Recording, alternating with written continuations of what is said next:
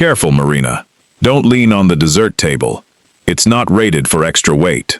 Isabella Grant's laugh rang bright and cruel across the Whitfield Hotel ballroom, and every head within 20 feet turned to watch Marina Cole freeze beside the cake stand, her bridesmaid gown straining at the seams because the dress had never been made to fit her body in the first place, only altered around it, twice, by a seamstress who kept apologizing, like Marina's measurements were something she'd done on purpose. "Oh my God, did they not have her size?" a woman near the bar whispered, not bothering to lower her voice enough for it to matter.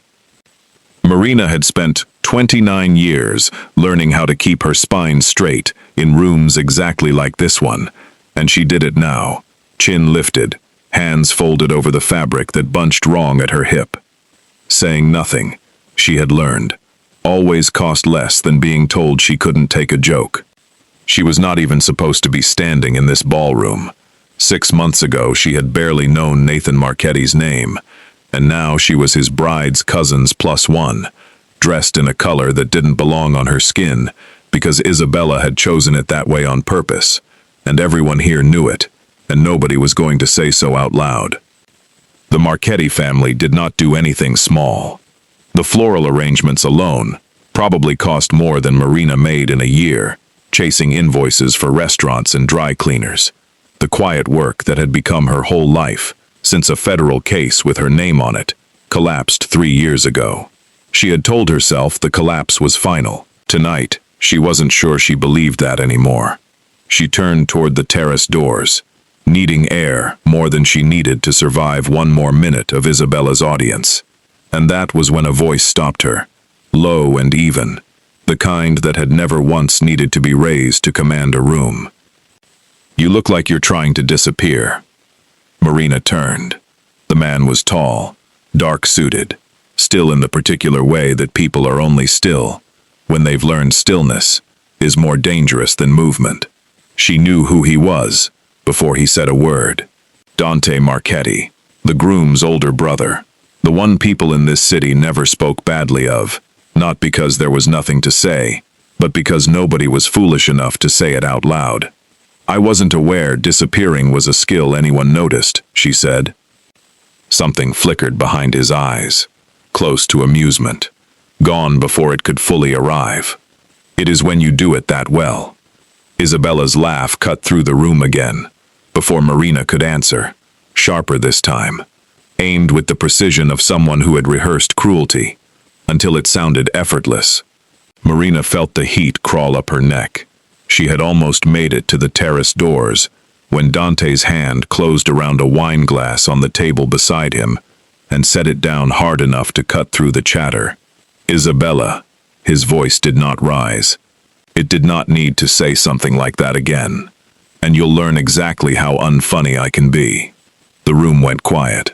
Isabella's smile cracked at the edges, her eyes darting to Nathan, who suddenly found his champagne very interesting. Marina's cousin Chloe stared at the floor, like it owed her an explanation for the night she'd walked Marina into without warning. "Dante, I was only teasing. I heard exactly what you were doing." He did not look away from her. "Apologize." Isabella's jaw tightened. "I'm sorry," she said, in a voice that made it very clear she wasn't.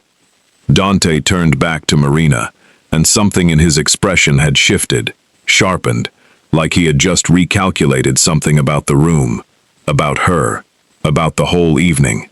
"Come with me," he said. It wasn't a question. She should have said no. She should have gone straight to the terrace, called a cab, and driven back to her apartment and her spreadsheets, and never thought about the Marchetti wedding again. But there was something in the way he'd said her name earlier that night, when he'd first introduced himself in passing, like he already understood it mattered, like he'd been paying attention in a room he seemed to barely glance at. She followed him down a side hallway, away from the noise, her heels echoing against marble, and only once they were alone, the ballroom's gold light fading behind them, did he stop and study her, with an intensity that made her fold her arms across her chest on instinct. "You've met Isabella before tonight," he said. It wasn't a guess. Her stomach dropped. I don't know what you mean. You do. His eyes didn't blink. I watched your face when she spoke. That wasn't the first time someone's used your body against you. And it wasn't about the dress.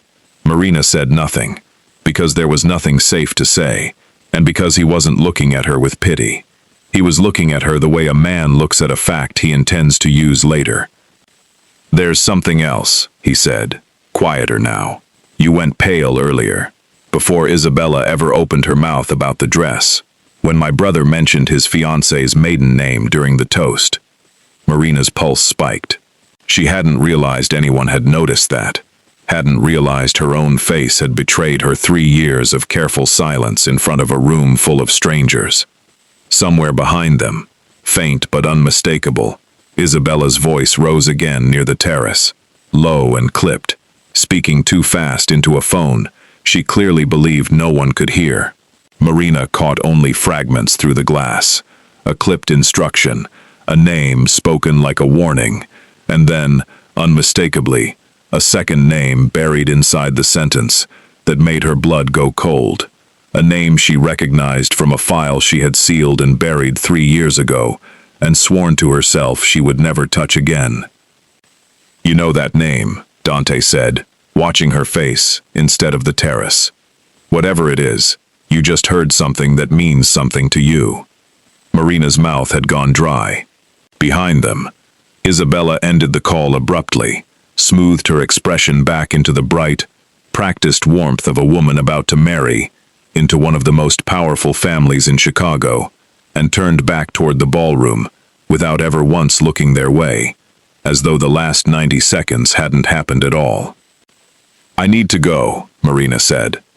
Dante didn't move to stop her, but his voice followed her down the hallway, low and certain, the kind of voice that didn't ask questions so much as state facts about the future. No, he said. You need to tell me why the woman my brother is marrying just said something on the phone that turned your face the color of that tablecloth. Marina didn't answer him in the hallway.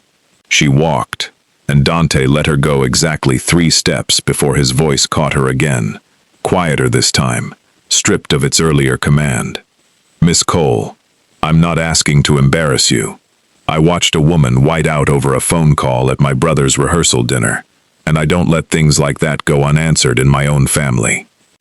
It's not your business, she said, and kept walking, though her legs felt unsteady beneath her. Everything that happens under this roof is my business, he said it simply, the way other men might state the time. Isabella just said a name on that call. I heard part of it too, Calloway. Marina stopped cold. She turned slowly, and whatever composure she'd rebuilt over 3 years cracked wide open across her face before she could stop it. Where did you hear that name? From her mouth, 30 seconds ago. His eyes narrowed slightly, cataloging her reaction the way a man studies a hand of cards he's finally allowed to see. You know it, better than you're willing to say. She didn't answer. She didn't need to. He'd already read the answer off her face, and they both knew it. The rest of the rehearsal dinner passed in a blur of forced smiles and clinking glasses. Marina's cousin Chloe found her near the gift table and hissed under her breath that she was making things difficult, that Isabella was only stressed about the wedding, that Marina could try harder not to be so sensitive about a joke. Marina had learned, over the years, that there was no version of that conversation where she won, so she said nothing and let Chloe drift back toward the bridal party, back toward the version of the world where Marina's body was the inconvenience and not the woman who had humiliated her in front of 80 guests. She didn't expect to see Dante again that night, but 2 hours later, as she stood outside the hotel waiting for a cab, a black car pulled to the curb instead, and the back window rolled down. "Get in," he said. "We need to talk about what you know." "I don't know anything."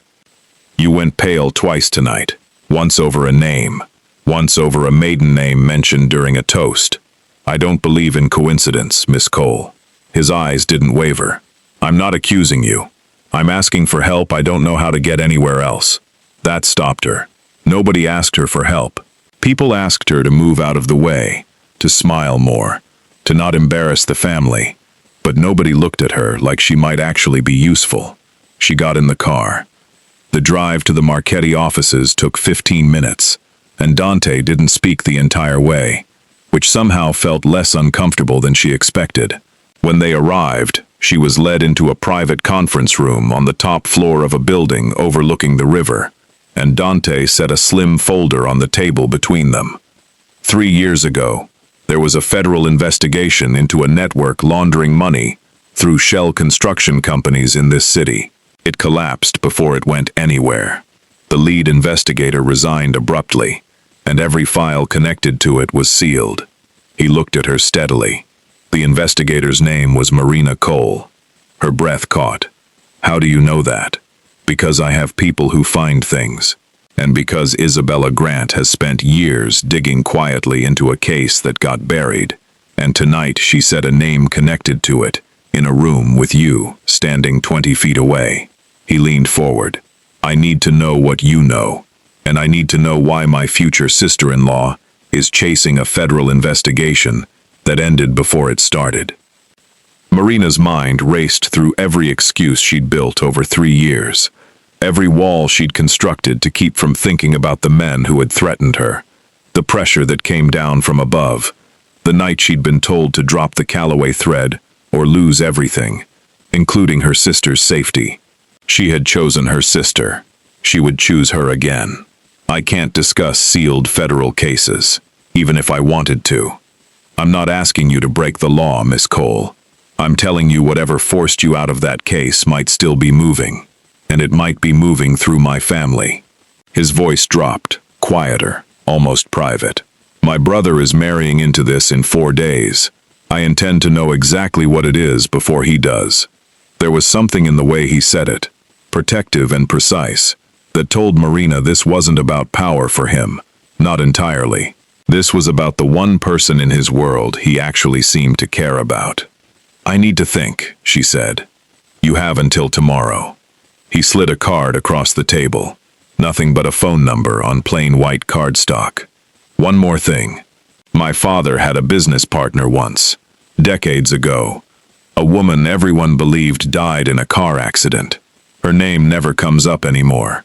It came up tonight, in the same breath as Callaway, on a call I wasn't meant to overhear." His jaw tightened almost imperceptibly. "I don't like coincidences, Miss Cole, and I like this one least of all." Marina filed the detail away, unsure yet what it meant, only certain that the ground beneath this entire wedding was far less solid than anyone standing on it believed. She didn't answer him that night. She took the card home, and she told herself the whole ride back that she wasn't going to call, that she'd buried Callaway for a reason, that some doors stayed shut because opening them again could cost more than her job this time. But when she reached her apartment and pried up the loose floorboard beneath her bed, the one hiding the flash drive she'd smuggled out the night she resigned, her hands were already shaking before she even touched it, because some part of her had known for 3 years that this day would come. Some part of her, the part that had once been the best forensic accountant in the Midwest field office, felt something she hadn't felt in a long time. She felt ready, and underneath the fear, quiet and unwelcome, she felt something else too, the flicker of being seen by a man who had noticed exactly what she was hiding and asked for her help instead of her silence. Marina didn't sleep that night. She sat at her kitchen table with the flash drive plugged into an old laptop she kept disconnected from the internet, exactly the way she'd been trained, and scrolled through 3 years of buried data she had told herself she would never look at again. The shell companies were still there. Meridian Construction Group, Blackstone Paving, a dozen others, all threading back to accounts she'd once traced to a holding company registered in Delaware under a name that had meant nothing to her 3 years ago. Callaway Holdings. Back then it had been a dead end, a wall she'd hit right before her supervisor pulled her off the case and told her, in a closed-door meeting she still dreamed about, that continuing would put her sister's nursing license and her sister's life in jeopardy. Now, with fresh eyes and 3 more years of quiet, unglamorous forensic work behind her, she saw something she'd missed. Callaway Holdings had a co-signer on 4 of its original incorporation documents, a woman named Isabella Grant. Marina sat back in her chair, her heart pounding so hard she could feel it in her throat. By 9 the next morning, she was sitting across from Dante again, this time in a smaller room, no glass walls, just the 2 of them, and a laptop she'd brought herself, refusing to hand over the drive until she understood exactly what she was walking into.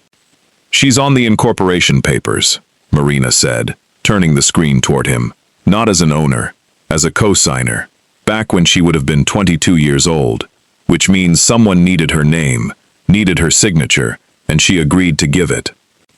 Dante studied the screen for a long moment, his face unreadable, though she was starting to learn that unreadable, for him, meant he was thinking harder than he wanted anyone to see.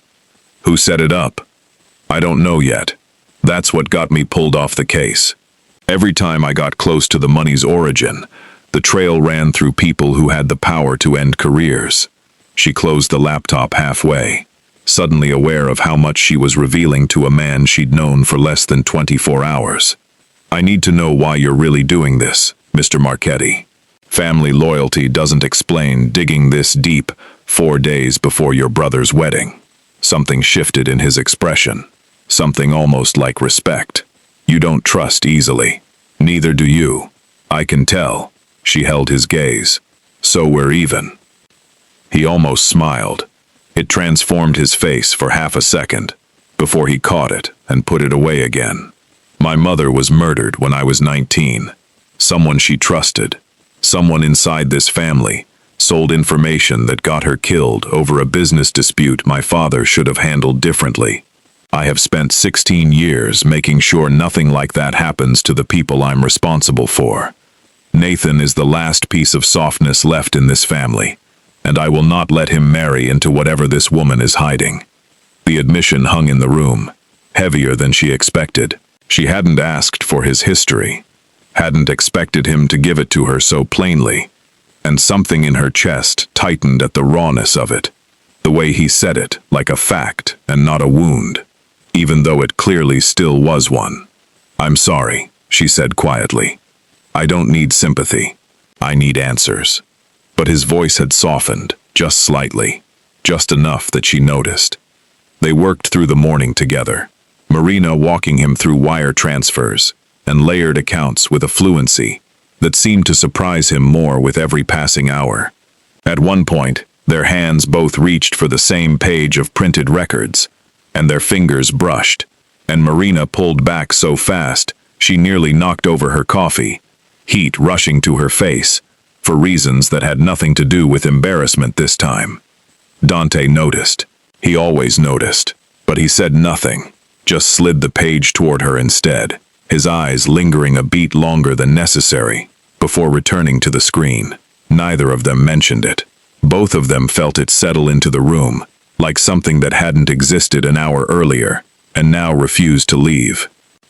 By early afternoon, Marina had traced a wire transfer from Callaway Holdings to a numbered account that connected, impossibly, to a security firm currently contracted to provide protection for the wedding itself, the same firm that had cleared the guest list, the same firm that would have full access to every room in the Whitfield Hotel on Saturday. "Someone's using the wedding," Marina said slowly, the pieces sliding into place with the sick clarity she remembered from her best days at the agency. "Not just to launder money through it, to get people inside your family's security perimeter that shouldn't be there." Dante went very still, the particular stillness she now recognized as the most dangerous version of him. "Who cleared that firm?" "According to this, your head of security did, 6 weeks ago."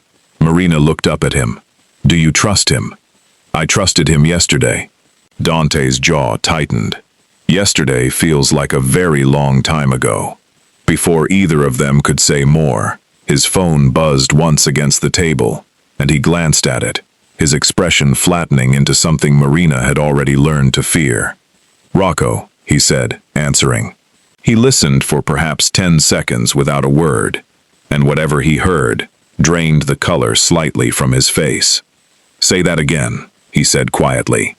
Marina watched his hand tighten around the phone, watched 16 years of careful control strain against something new. He ended the call and looked at her, and for the first time since she'd met him, she saw something close to fear behind his eyes.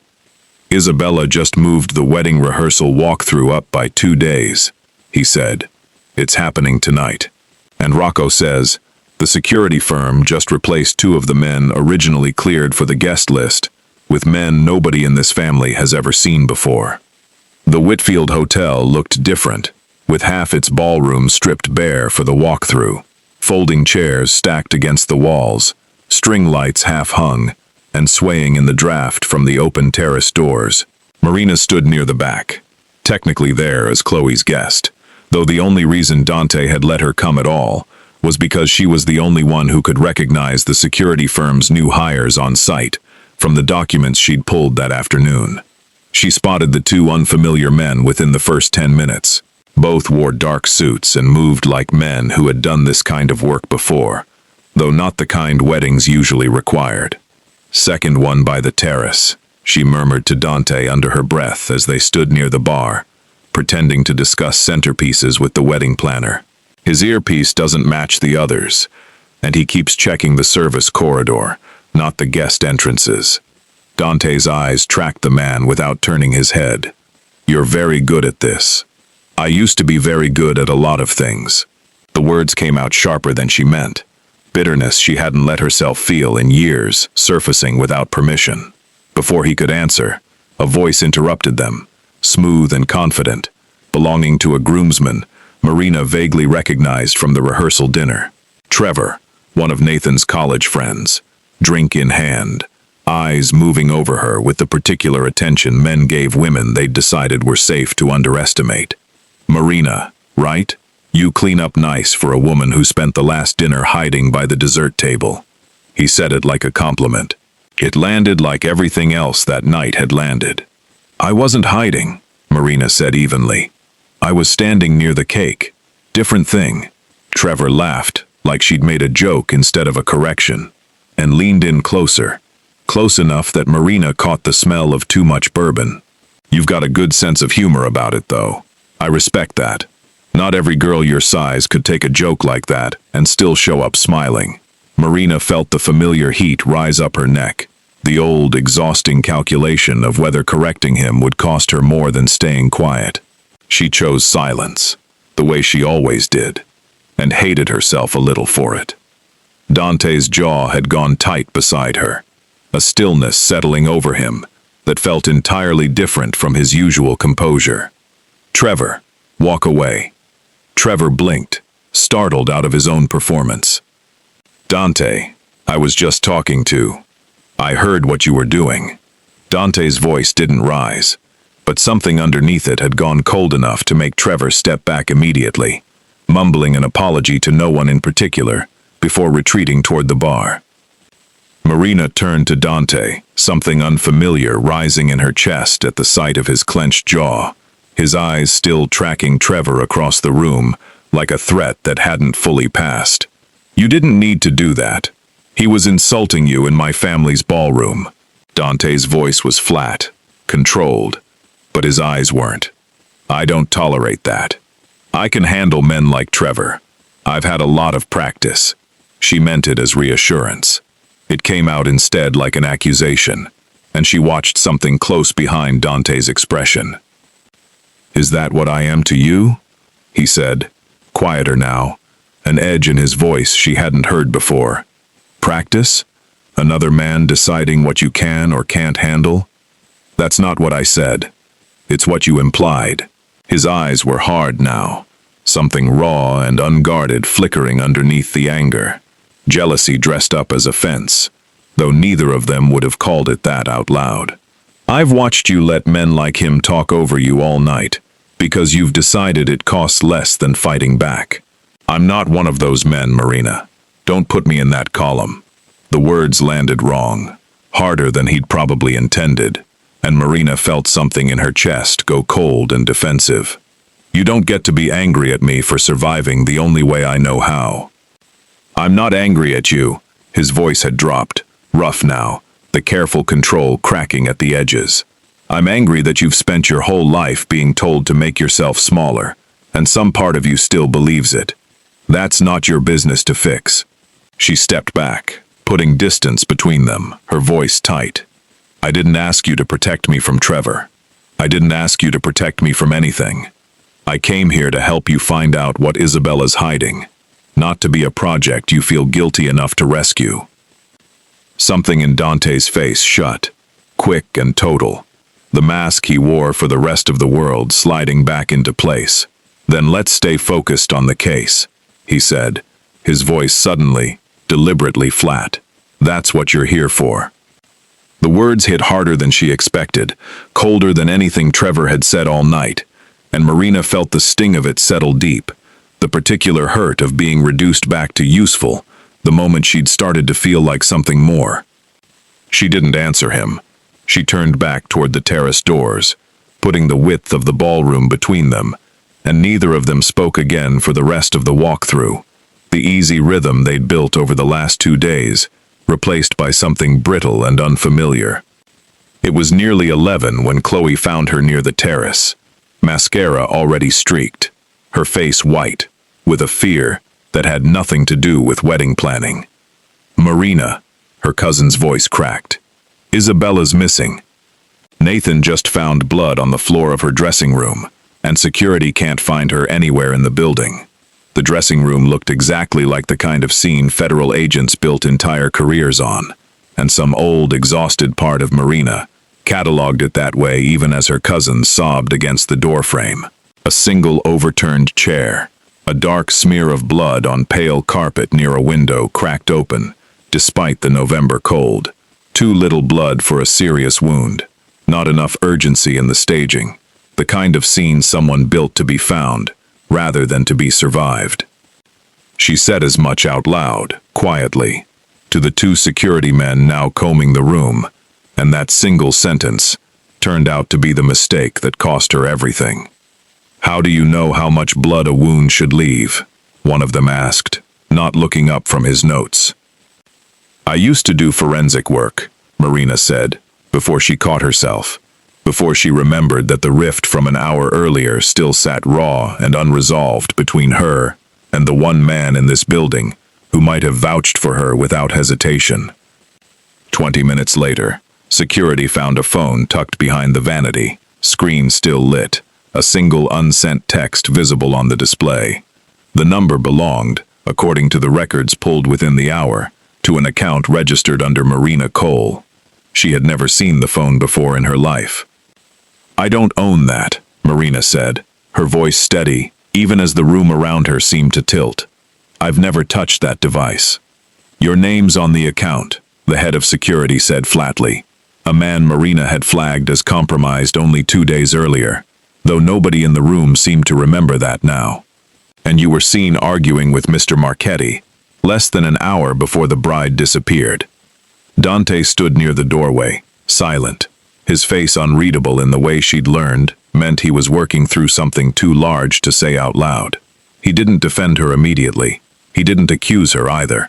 He simply stood there, and the silence stretched long enough that Marina felt it land exactly the way Trevor's comment had landed earlier that night. Exactly the way every dismissal of her life had always landed. Proof that no matter what she gave a room, it would eventually decide she was disposable. Dante, she said quietly, refusing to let her voice shake. You know I didn't do this. I know what I know about you for 2 days, he said, and the words cost him visibly, his jaw tight, his eyes anywhere but hers. I need to see the footage before I say anything else. It wasn't an accusation. It also wasn't the answer she needed, and Marina felt something inside her go very still and very cold. The particular stillness of a woman who had spent her whole life being asked to prove her worth to rooms that had already decided the verdict. Then look at the footage, she said. I'll be at my apartment. I'm not going to stand here and beg a room full of strangers to believe I didn't hurt anyone. Marina, I came back into this case because you asked me to. Her voice didn't rise, but it carried, steady, and clear enough that even the security men paused. I gave you 3 years of buried grief, and a federal case I thought I'd never touch again. And the first time something goes wrong, I'm the easiest person in this room to blame. I understand why. I've spent my whole life being the easiest person in the room to blame. I'm just tired of proving otherwise to people who decide not to believe me before they've even looked. She walked out through the service corridor without waiting for anyone to stop her. Chin lifted, spine straight, the same posture that had carried her through 100 rooms exactly like this one. And if her hands were shaking by the time she reached the street, no one in that ballroom saw it. Isabella, wherever she truly was, would have been satisfied by the scene she'd left behind. Whoever had planted that phone believed, by midnight, that the loose end, named Marina Cole, had removed herself neatly from the equation, exactly as intended. They were wrong. Back in her apartment, hands still trembling with adrenaline and fury in equal measure, Marina pulled up the archive data from her flash drive one more time, refusing to let the night end, with her reduced to a name on someone else's frame. She cross-referenced the timestamp on the planted phone's unsent text against her own verified location that evening, pulled from the hotel's guest Wi-Fi logs she still had partial access to from her earlier research. The message had been composed at 9:47 that night. At 9:47, Marina had been standing in the ballroom, in full view of at least 6 guests, arguing with Dante Marchetti about a man named Trevor. She had an alibi, a real one, verifiable, time-stamped, undeniable, the kind no security guard's assumptions could argue against. Someone had built the frame in a hurry, desperate enough to make a mistake, and in that hurry, they had left behind exactly the kind of error only a trained investigator would think to look for. Her phone buzzed at nearly 1 in the morning. Rocco's name lit the screen, not Dante's, and when she answered, his voice was low and urgent. "Miss Cole," the boss watched the footage. "You're clear. He's on his way to your apartment right now. And Miss Cole, I need you to know something before he gets there. That phone wasn't planted by anyone connected to Isabella. The registration traces back to an old federal contractor account, one that hasn't been active in 3 years. Not since the agency shut down a case they never wanted found again." Dante arrived at Marina's apartment less than 20 minutes after Rocco's call, and when she opened the door, whatever composure he wore for the rest of the world had cracked clean through. He didn't speak right away. He stood in the doorway looking at her, the way a man looks at something he almost lost through his own carelessness. And for the first time since she'd met him, Marina watched Dante Marchetti struggle to find words. "I should have believed you the moment they showed me that phone," he said finally. "Instead, I stood there and let you walk out of a room alone, after everything you'd already given me, because I was still angry about an argument that had nothing to do with any of it. You watched the footage," Marina said. "That's what mattered. It shouldn't have needed footage." His voice was rough, stripped down to something she hadn't heard from him before. "I have spent 16 years training myself not to need anyone, Marina, because needing people is how you end up burying them. Tonight, I stood in a hallway calculating evidence, instead of trusting the one person who has never once lied to me, and I have never been more disgusted with myself." Marina didn't answer immediately. 3 years of being disposable had taught her not to accept apologies too quickly, not even ones that sounded this honest. But something in the rawness of his face made her step back from the door instead of closing it, and he followed her inside, without being asked twice. "I'm not asking you to forgive it tonight," Dante said, standing in the middle of her small living room, like he wasn't quite sure what to do with his own hands. "I'm telling you because you deserve to hear it plainly, and because I don't say things twice. I froze in that hallway, because some part of me is still 19 years old, watching my mother's casket lowered into the ground because I trusted the wrong people. I built a life around never letting that happen again, and tonight, I almost let it cost me you instead. I'm still here, Marina said quietly. I know. His eyes held hers, unguarded in a way she hadn't seen from him yet. I intend to keep it that way. They didn't get more than a few minutes of quiet before his phone rang again. Rocco, this time with an address, an urgency in his voice that pulled both of them back onto their feet within the minute.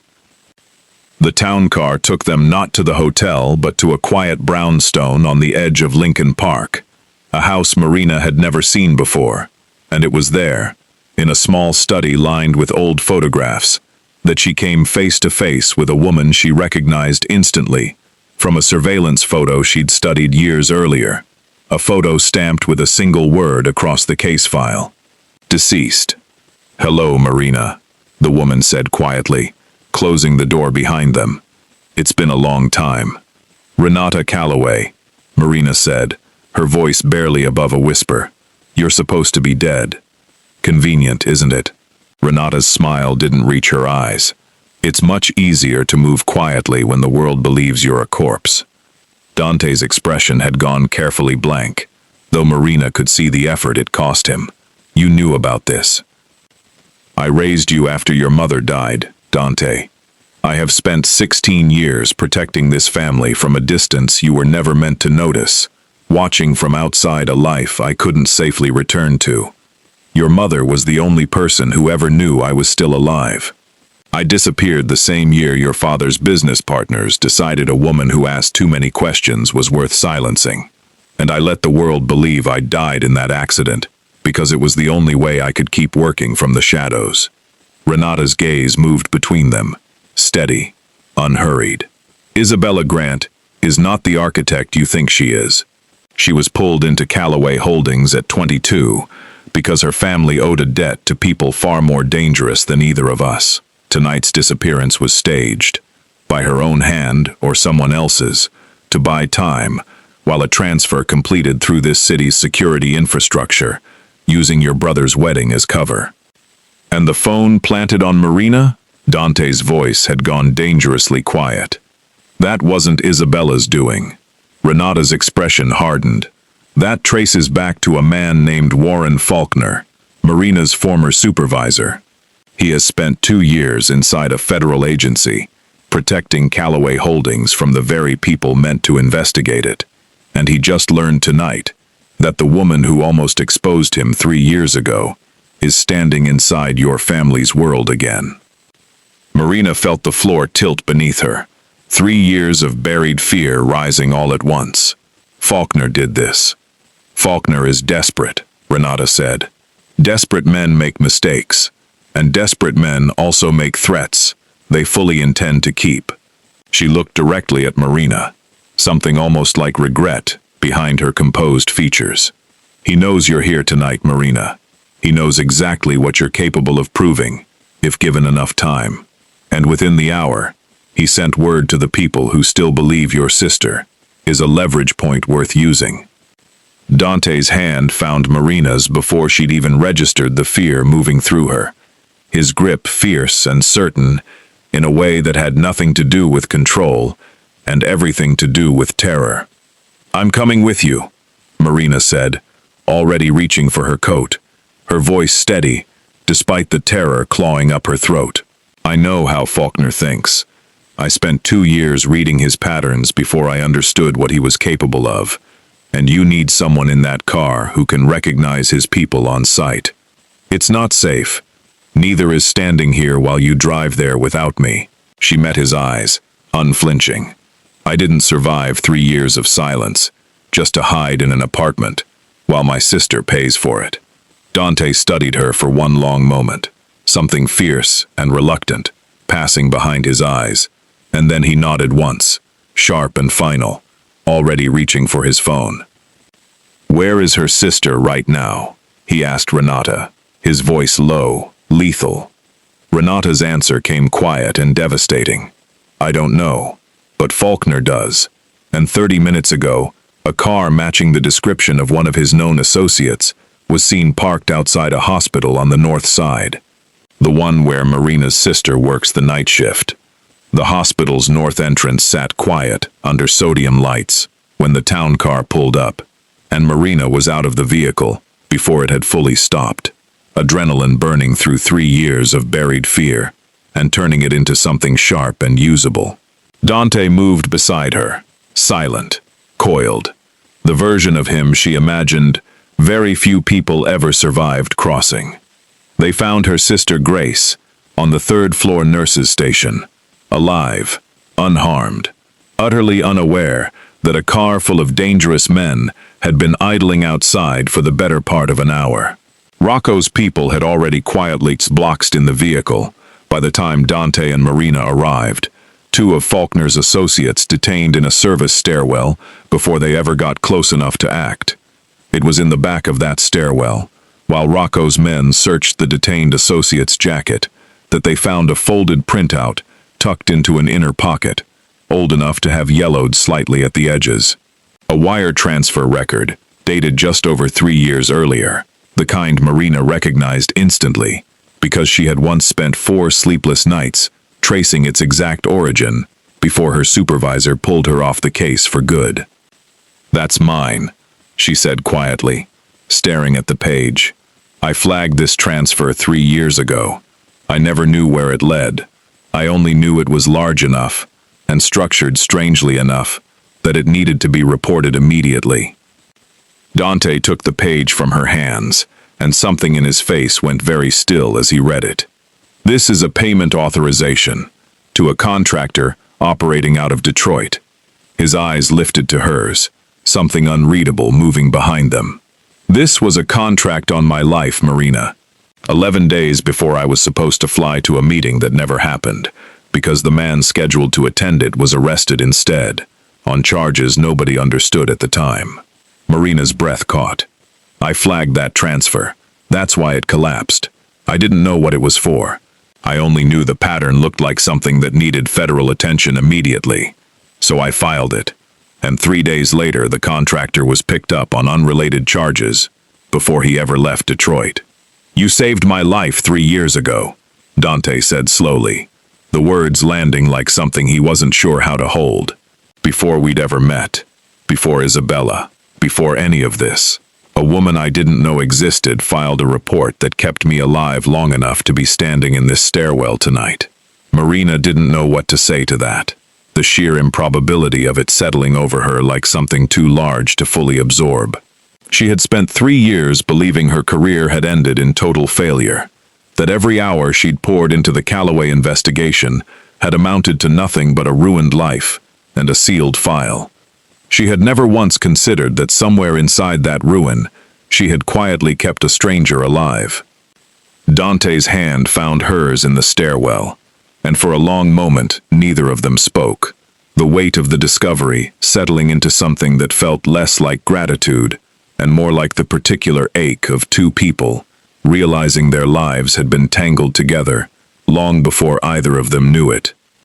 "I don't know how to thank you for something you didn't even know you were doing," he said finally, quiet, rough. "You don't have to," Marina said. "I didn't do it for thanks. I did it because I was good at my job, before everyone decided I wasn't allowed to be anymore." "I want to be plain with you," Dante said, his thumb tracing an absent line across her knuckles, the kind of touch that felt more dangerous to both of them than any gun in that stairwell. "I have spent this entire week deciding you were a complication I needed to solve and put away. I don't think that anymore, but I don't know how to offer you a life that doesn't come with men, like the ones detained in that lobby tonight, and I won't insult you by pretending that's a small thing to ask someone to accept." "I'm not asking you to make it small," Marina said. "I've spent 3 years living a life that was supposed to be safe, and it cost me everything I actually cared about anyway. I'd rather know exactly what I'm choosing than keep pretending safety was ever really on the table for either of us." Neither of them said the word that hung in the space between them. Not yet, both of them too aware of exactly how much still stood unresolved. An empire with a traitor inside it. A sister who still didn't know how close she'd come to danger. A supervisor still hunting the one witness who could end his freedom for good. But something had shifted in the stairwell that hadn't existed an hour earlier, and both of them felt it settle, heavier, and more permanent than either was ready to name out loud. Their moment didn't last. Rocco's voice came sharp from the stairwell above, urgent in a way that pulled both of them back onto their feet. "Boss, you need to see this." He held out a phone. The detained associates, screen unlocked, a chain of messages visible across it. The transfer wasn't only routed through Faulkner. Someone inside your organization authorized clearance for tonight's men to move through the hospital's back entrance without triggering your own security alerts. Dante's face went cold, colder than Marina had ever seen it. Whose authorization? Rocco hesitated, and in that hesitation Marina understood, before the name was even spoken, that whatever barrier stood between her and Dante now had very little to do with either of them. "Vincent," Rocco said quietly, "your father's oldest capo, the man who's run your Detroit operations for 11 years. Dante didn't move for a long moment, and Marina watched something break behind his eyes. Not fear, not even fully rage, but the particular grief of a man realizing that the family he had spent 16 years protecting had been rotting from the inside the entire time, by the hand of someone he had trusted since before he could remember his own mother's face without pain. "If Vincent's involved," Dante said, his voice low and final, "then this isn't only about Isabella's debt anymore. It's about who really controls what's left of my father's empire, and how far he's willing to go to keep it." Vincent Russo had run the Marchetti family's Detroit operations for 11 years. Long enough that Dante had once called him uncle without irony. Long enough that Marina understood, watching Dante's face in the car ride back into the city, that this betrayal cut somewhere far deeper than Faulkner or Isabella ever could.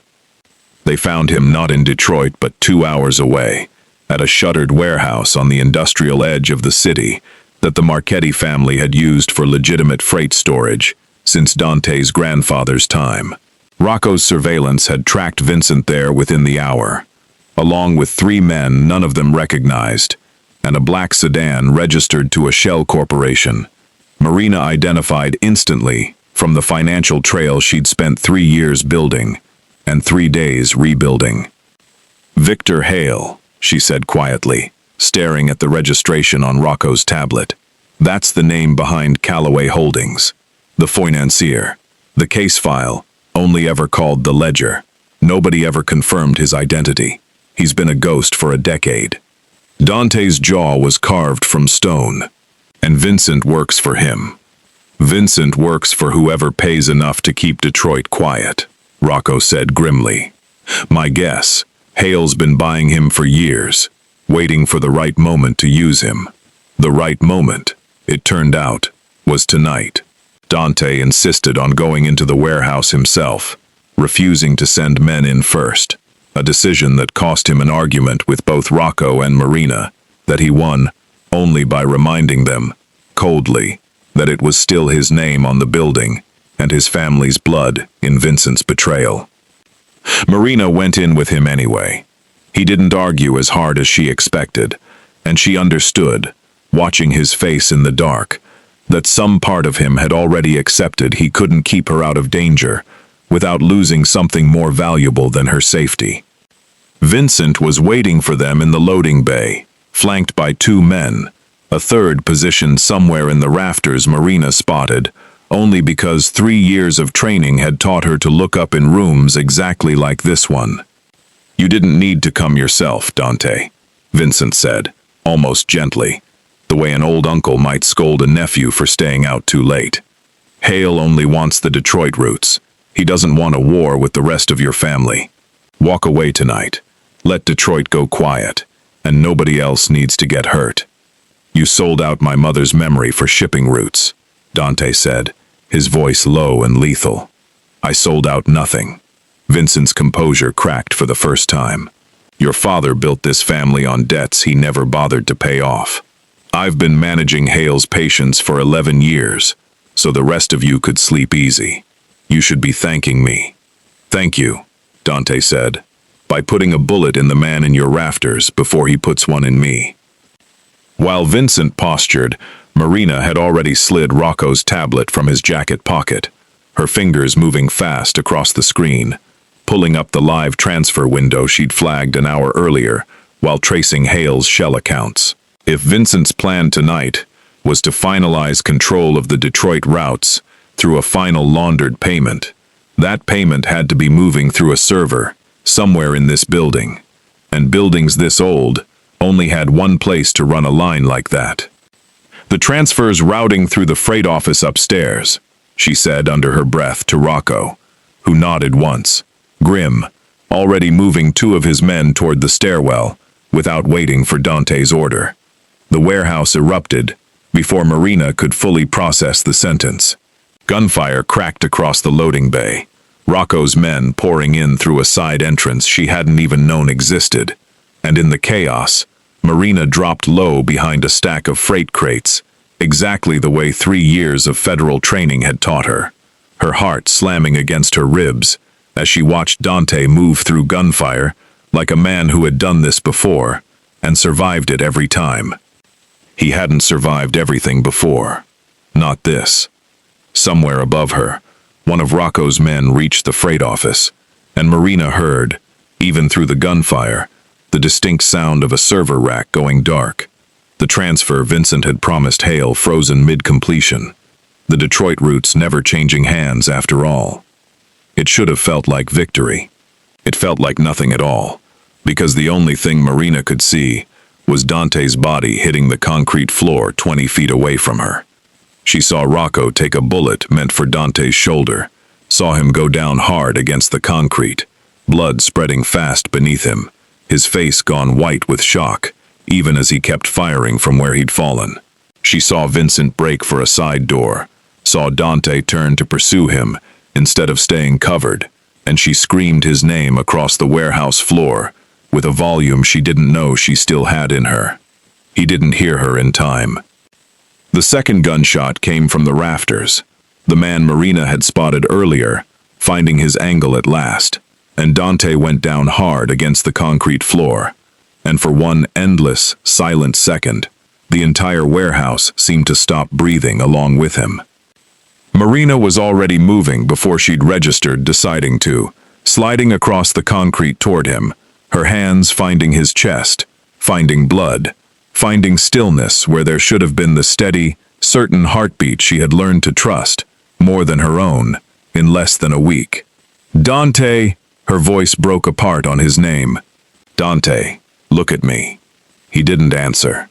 Dante woke up on the third day, in a private hospital wing, paid for entirely off the books, a bullet wound in his shoulder that had missed anything vital by less than an inch, according to the surgeon, who kept muttering about luck, like it was a medical term.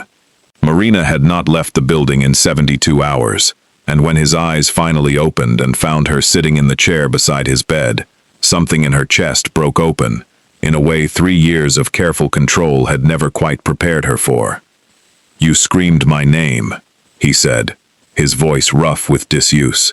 "I heard it, right before everything went dark. I want you to know that. I thought I'd lost you." Her voice cracked on the last word, and she let it. Done pretending composure was the only currency worth spending on him. "You didn't." His hand found hers, weaker than before but no less certain. "I'm not finished yet, not with any of this, not with you." Vincent had been taken alive, cornered 2 blocks from the warehouse by Rocco's men, and it was 8 days later, once Dante could stand without assistance, that he called the entire organization together, in a room none of them had used since his father's funeral. Marina stood beside him, in front of capos and lieutenants who had spent a lifetime believing loyalty in this family only ever flowed one direction, and watched Dante lay out, without raising his voice once, the full architecture of Vincent's betrayal. The 11 years he'd spent selling Detroit's silence, to a financier who called himself the Ledger. "I am not going to kill you, Vincent," Dante said, standing over a man who had once taught him to drive a car and read a ledger and trust exactly no one outside blood. "Killing you would be easy, and it would let you disappear into a story people tell about loyalty and betrayal instead of the truth. The truth is smaller and uglier than that. You sold this family for shipping routes and a payoff, and every man in this room deserves to know it plainly." Vincent said nothing. There was nothing left to say to a room that had already decided the verdict. The same verdict he had once believed himself entitled to hand down to lesser men his entire career. "You'll be handed to the federal agents, currently building a case against Victor Hale," Dante continued. "You'll talk, or you'll spend the rest of your life discovering exactly how little protection an organization owes a man who sold it out from the inside." The reveal that mattered most to Marina came 3 weeks later, in a federal courtroom 2 floors above the one where her own career had quietly died 3 years earlier. Warren Faulkner sat at the defense table in a suit that no longer carried the authority it once had, his eyes darting toward Marina every few minutes, like he still couldn't believe the woman he'd broken had walked back into the room that ended him. Isabella testified first, pale and stripped of her usual polish, admitting under oath what Marina had already pieced together from 3-year-old incorporation papers, that she had signed onto Callaway Holdings at 22, under pressure from her own family's debts, trapped between 2 dangerous worlds, with no clean way out of either. Marina testified last, and this time her voice did not shake once, laying out 3 years of buried evidence, with the precision of a woman who had never actually stopped being good at this, only been told, falsely, that her failure was the whole story. Chloe sat in the gallery, along with several guests from that rehearsal dinner months earlier, watching a woman they had once dismissed dismantle a federal conspiracy in open court, with nothing but patience and paperwork.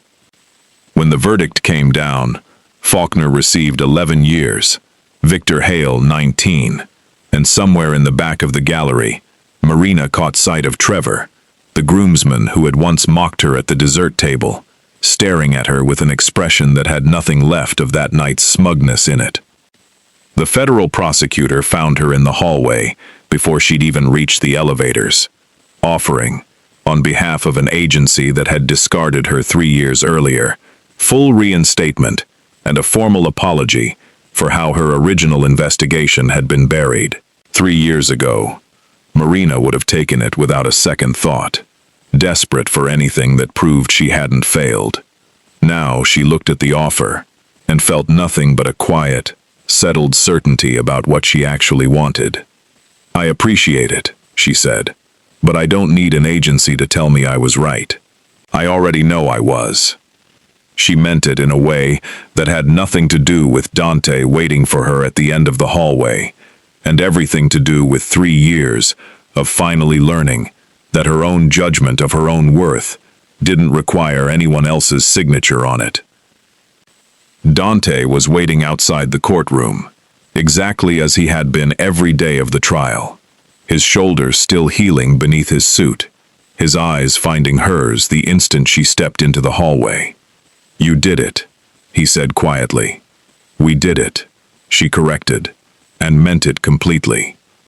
He didn't answer with words. He reached for her hand in front of everyone still filing out of that courtroom, in front of Chloe, in front of the reporters who had followed the case for weeks, and pressed his mouth to her knuckles with a reverence that told the entire hallway exactly what she had become to him, no explanation required. "I spent 16 years believing love was the fastest way to lose everything I'd built," he said, low enough that it belonged only to her. "I'm done believing that. I want the rest of my life to look like this, Marina. Whatever that requires." The proposal came 2 months later, on a Tuesday, in the kind of ordinary moment Marina would later realize she preferred to any grand gesture Dante could have staged instead. They were in her apartment, the one she'd refused to leave even after he offered, more than once, to move her somewhere safer. and he knelt on her kitchen floor, between a stack of case files and a pot of coffee, neither of them had finished, and asked her to marry him, with none of the polish he wore for the rest of the world. "I don't have anything poetic to say," he told her, the ring plain and unshowy, in a way that told her he'd actually listened when she said she didn't want anything that looked like it belonged to someone else's life. "I only know that I spent 16 years building an empire to protect myself from ever needing anyone. And somehow you walked into a rehearsal dinner in a dress that didn't fit and undid all of it in under a week. I would like to spend the rest of my life finding out what else you're capable of undoing."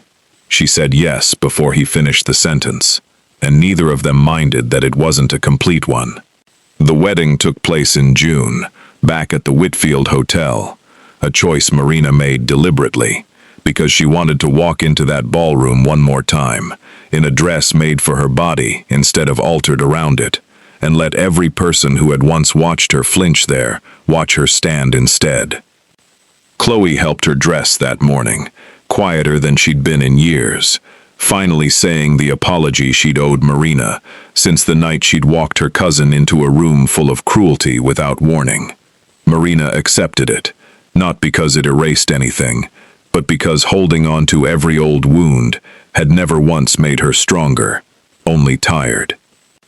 Grace stood beside her as maid of honor, safe, unharmed, still slightly baffled by the version of her sister's life that now included armed security and a fiancé who owned half the buildings on the block, and Renata, who had quietly rebuilt the Marchetti family's legitimate business interests over the past 2 months, fixed Marina's veil with the same steady hands that had once helped hold this family together after a murder none of them ever fully recovered from. "Dante's mother would have loved you," Renata said simply. "She valued exactly the kind of woman who refuses to disappear." Isabella did not attend. She was 3 weeks into a plea agreement that had spared her prison time in exchange for testimony against Hale, rebuilding a life somewhere outside Chicago that finally, for the first time since she was 22, belonged entirely to her. Marina found, walking down the aisle, that she didn't need Isabella's presence to feel like this day was fully hers. She had stopped needing other people's witness to know her own worth months ago, in a hallway outside a federal courtroom.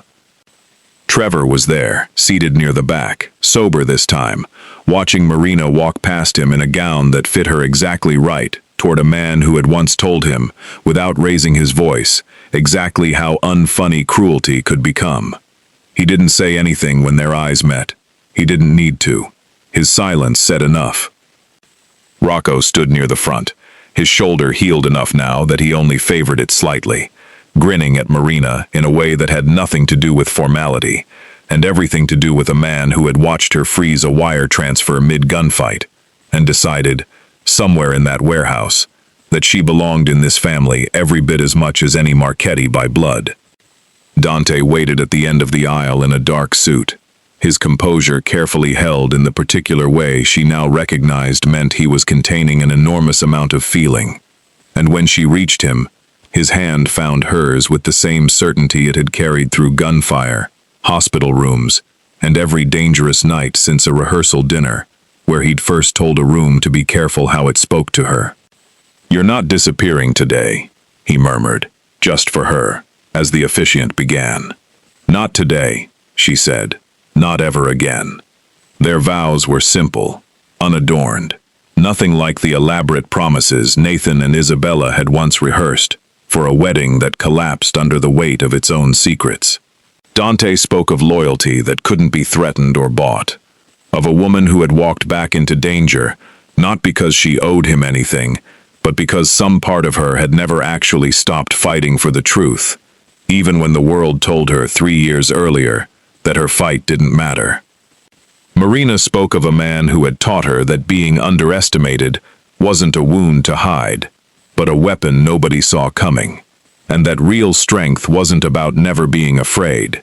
It was about staying steady inside the fear anyway, the way he had for 16 years, and the way she had finally learned to as well. When they kissed, the ballroom erupted into applause, and later that night, As the reception wound down and string lights glowed gold over the dance floor, Dante pulled her close for one final dance, his hand warm against her back, his voice low against her ear.